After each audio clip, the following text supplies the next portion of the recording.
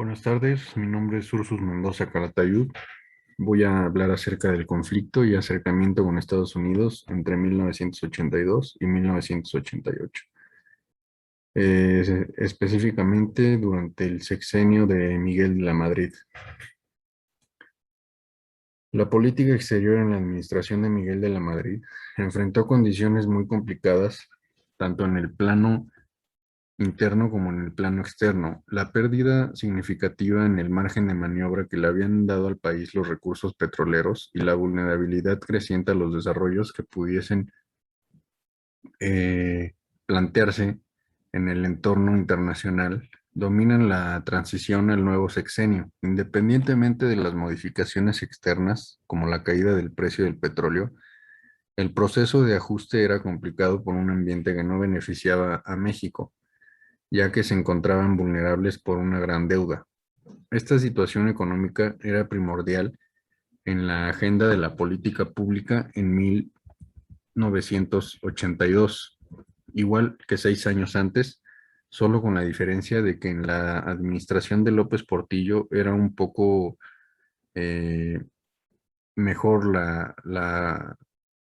los recursos energéticos que se disponían. Por esto, las dificultades fueron de poca duración. En cambio, la crisis financiera se extendió a lo largo del sexenio. La situación política interna también complicó el manejo de la situación económica en la que se centraba la atención gubernamental. La nueva crisis de confianza hacía difícil lograr el compromiso de los que se esperaba fueran los agentes económicos fundamentales del proceso de reestructuración. La política exterior estuvo marcada, como lo mencioné, por tensiones tanto en el plano regional como en el plano global. Esto se refiere a un renacimiento de la Guerra Fría. El secretario de Relaciones Exteriores, quien en ese entonces era Bernardo Sepúlveda, planteó que la situación internacional que surge frente a la política de principio de los países poderosos pretendían la práctica simple y llanamente, una política de poder de zonas de influencia. Las situaciones como el conflicto de Malvinas, la crisis centroamericana, la situación del Líbano, el conflicto de Irán o la intervención soviética generaban también un ambiente muy complicado. La rivalidad soviético-americana y los problemas económicos internacionales. Se creía que debido a todos estos sucesos, una de las probables vías de desarrollo sería el retorno a la bilateralidad. De la Madrid hacía pocos pronunciamientos sobre el tema de la política exterior durante su campaña a inicios del 82. Solamente decía que nuestra relación con los norteamericanos era crucial para nuestro desarrollo. Es importante resaltar dos aspectos. Centroamérica era la excepción más notable a la escasez de pronunciamientos en materia de política exterior.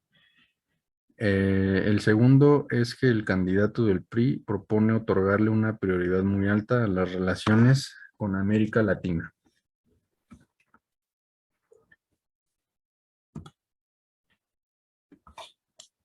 Eh, a pesar de que se repita el compromiso con la integración, hubo voluntad de concertación dirigida a incrementar la capacidad negociadora latinoamericana. El lema decía, solamente fortaleciéndonos eh, juntos podremos avanzar en la defensa de nuestros intereses. Se expone así la voluntad de acercamiento con aquellos países con los que compartíamos trayectorias similares en lo político y en lo económico. Serán sin duda los compañeros más cercanos y confiables en nuestros propósitos de desarrollo interno y las iniciativas que presentemos en los foros internacionales. Eh, Se añadió una política de cambio estructural explicada en el Plan Nacional del Desarrollo de 1983 a 1988. Entre las metas de política más importante resalta la redefinición del papel del Estado y la inserción del aparato productivo mexicano en la economía mundial, ampliando, diversificando y equilibrando las relaciones comerciales con el exterior. Se repetían algunos objetivos de la agenda pública mexicana desde principios de los 70, pero se modificaban ciertos mecanismos para alcanzarlos. El Plan Nacional de Desarrollo constituyó la primera ocasión en la que aparece publicado un programa general de gobierno donde se formularon los objetivos, las estrategias, las metas, las líneas generales de acción que habría de seguir el Ejecutivo Federal en materia de política exterior. En la administración de la Madrid, la evolución del conflicto centroamericano contribuiría a dificultar tanto un entorno a la bilateralidad similar experimentado a principios del sexenio de López Portillo. La situación centroamericana ante la que México era ya un actor significativo para 1982 y las relaciones con Estados Unidos son los dos temas que dominan esta esfera de la acción estatal mexicana a lo largo del sexenio. Alrededor de ellos se tejen las otras facetas relevantes de la diplomacia mexicana del periodo. Las relaciones mexicano-norteamericanas se caracterizan por la convivencia de dos lógicas distintas. Por una parte, el claro acercamiento a las preferencias norteamericanas en el plano de las vinculaciones económicas. Por la otra, el mantenimiento de diferencias considerables en el espacio multilateral y particularmente en la política subregional de ambos gobiernos. Eh, se convertiría en la característica dominante de la política exterior mexicana a lo largo del sexenio de Miguel de la Madrid. Entre las novedades más significativas estuvo la incorporación en el discurso diplomático mexicano de referencias permanentes a la noción de seguridad nacional. El mencionado plan de desarrollo incorpora definitivamente estos términos en el discurso político del Estado mexicano. El propio presidente de la Madrid resumirá el tono fundamental de la discusión, señalando en 1984 que una guerra abierta y declarada en Centroamérica tendría efectos adversos al interior de México. Otra de las novedades será el énfasis puesto en en las acciones colectivas como las vías más adecuadas para encontrar una solución a esta crisis. Eh, el reconocimiento de la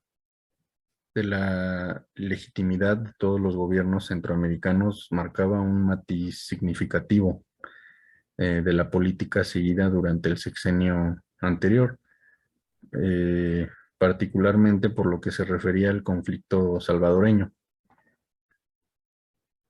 Desde el inicio del mismo sexenio, la diplomacia mexicana se centra en la búsqueda de aliados entre aquellos países para los que la crisis centroamericana plantea desafíos de seguridad similares a los que se enfrenta en México.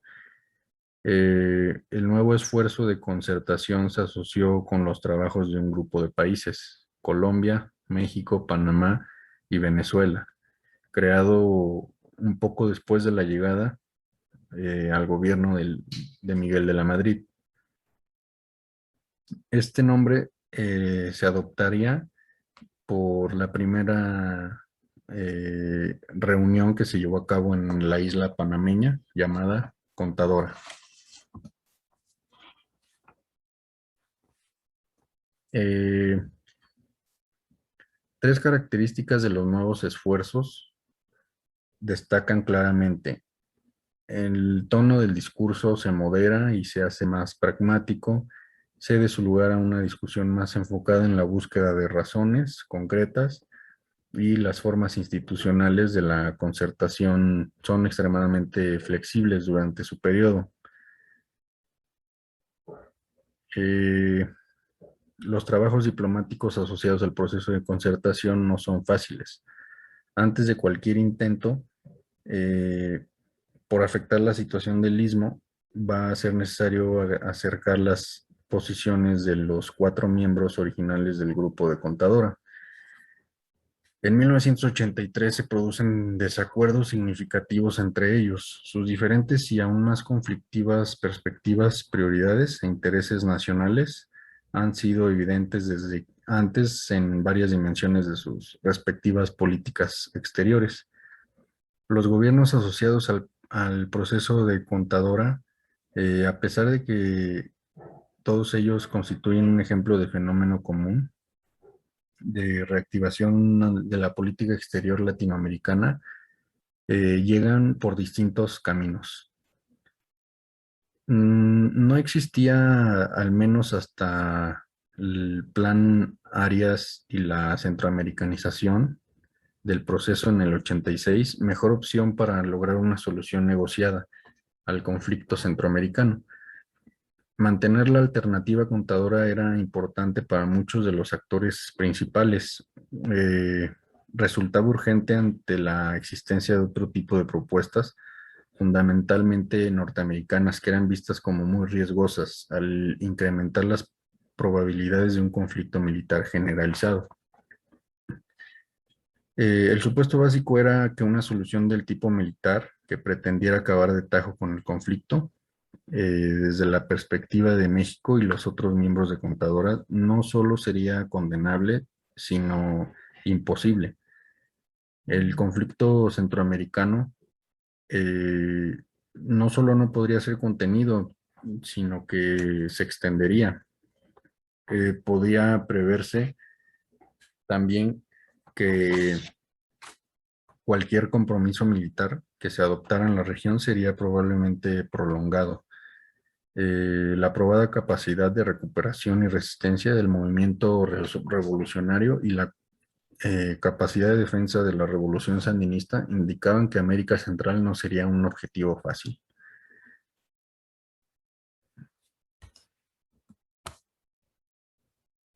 Los 4 miembros originales del grupo Contadora son precisamente los países que forman la línea del frente, y por ello, en caso de que el conflicto se desencadenara, sufrirían sus consecuencias de inmediato. Este fue el elemento de cohesión básico que mantuvo unida a Contadora. Las prescripciones de la política de Estados Unidos eran percibidas por los países de Contadora como las fuentes de una intensificación del conflicto. Las propuestas de solución a la crisis sostenidas por el gobierno parecían originarse en un diagnóstico equivocado de las causas del conflicto de América Central. Contadora pareció asumir que ésta realmente creía que la crisis era atizada por la superpotencia rival a través de su apoderado cubano. En América Latina se daba por hecho que el gobierno de Estados Unidos enfatizara las opciones y respuestas de corte militar para tratar con los grupos insurgentes. Veía dichas rebeliones como un producto de demandas internas. Las veía más como una quinta columna de la Unión Soviética. Las implicaciones de este argumento para el régimen sandinista, que era el único gobierno del área establecido, se convirtieron en importante fuente de desacuerdo entre el gobierno de Estados Unidos y sus contrapartes latinoamericanas. Las implicaciones del argumento norteamericano para el caso de Nicaragua resultaban particularmente